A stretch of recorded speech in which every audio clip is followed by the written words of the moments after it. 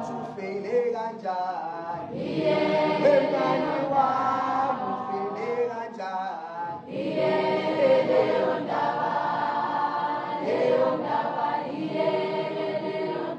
So, guys, we have a topic which is called the thermoregulation. It is called what?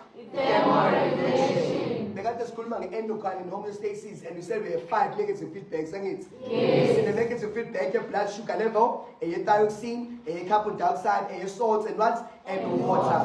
All of these 5, they belong to endocrine. There's only one that belongs to exocrine. Why? Because exocrine unit produces juices, and these juices are hamba via ducts. Do you understand? It produces juices, and these juices are hamba via ducts. Best ducts and juices are to the exterior. Generally, example of an exocrine gland, we have a sweat gland. A sweat gland, it produces sweat. It sweats hamba via sweat ducts. It sweat ducts is sweat to the surface of the skin, to the exterior.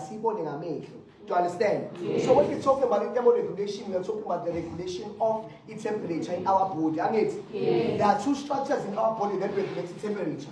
It is the brain and what? And the skin. It is the brain and the what? And the skin. Which part of the brain regulates the temperature? The hypothalamus. Which part of the brain regulates the temperature? The hypothalamus. The function the hypothalamus is T-paste. T-paste. Now T-paste to T represents temperature. P represents pressure of blood. A represents appetite.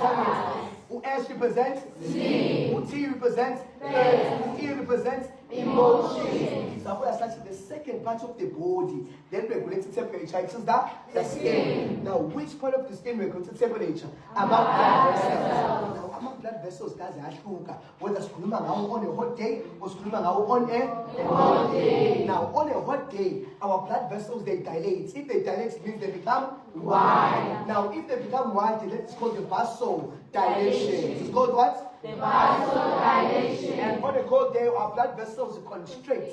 If they constrict, they become how? Narrow. That is called what? Vasoconstriction. So, when the skin on a hot day, the blood vessels will dilate. That is called vasodilation. Vasodilation. This means more blood flows to the surface of the skin. Okay.